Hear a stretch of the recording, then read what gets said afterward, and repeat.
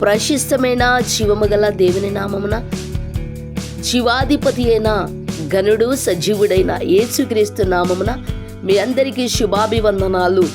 Faith Christ temple ప్రభు పరిచర్యలో మీ యొక్క దైవజనురాలు రక్షిత యువాంజలిన్ గారి ద్వారా ప్రభు ఇచ్చే గొప్ప వాగ్దానము, యెహోవాను స్తుతించుడి, ఆయన పరిశుద్ధ నామము,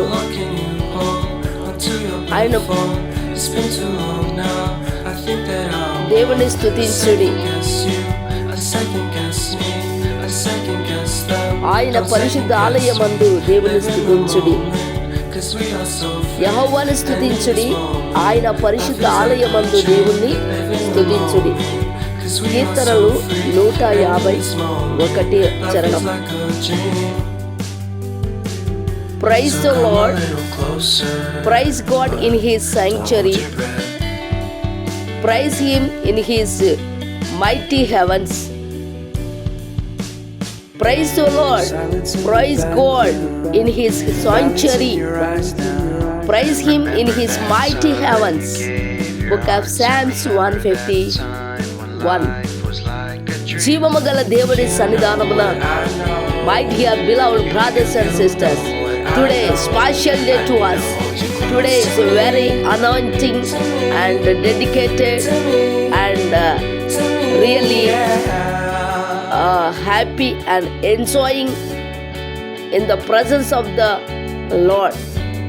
ఈరోజు దేవుని యొక్క గొప్ప వాగ్దానము, ఈ దినము పునరుద్ధాన ఆరాధన దినము.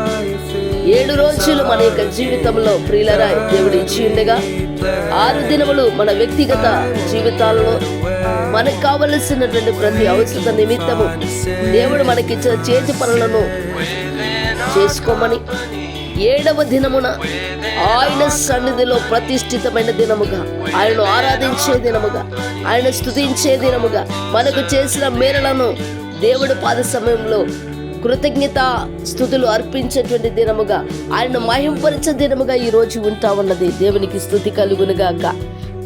ప్రియులరా, ఎవరు కూడా నిర్లక్ష్యం చేయకుండా, ఎవరు కూడా అశ్రద్ధగా ఉండకుండా, ఎవరు కూడా ప్రియులరా మనలో ఎవరు కూడా సాకులు చెప్పకుండా, ఏ రకమైనటువంటి అడ్డులు ఆటంకాలు తెలియపరచకుండా, హృదయమారా మనస్సారా దేవుని ఆరాధించడానికి నీవే కాదు, నీ పిల్లలు, నీ భార్య లేక నీ భర్త, నీ పిల్లలు, నీ కుటుంబ సమేతంగా అలాగే దేవునికి మహిమ కలుగునుగాక. వీలైతే నీ చుట్టుపక్కల ప్రజలకు సత్యమును బోధించుట కొరకు, తెలియచేయట కొరకు, అనేకుల్ని దేవుని మందిరంలోకి తీసుకొని వెళ్ళగలిగిన కృపను నువ్వు పొందగలుగుటకు దేవుడిచ్చే గొప్ప ఆధిక్యత ఈరోజు. ఆయన సన్నిధిలో 1 దినము గడుపుట 1000 దినముల కంటే శ్రేష్టమని గొప్పగా కీర్తనకారుడు ఆరాధిస్తూ స్తుతిస్తూ తెలియచేస్తున్నాడు.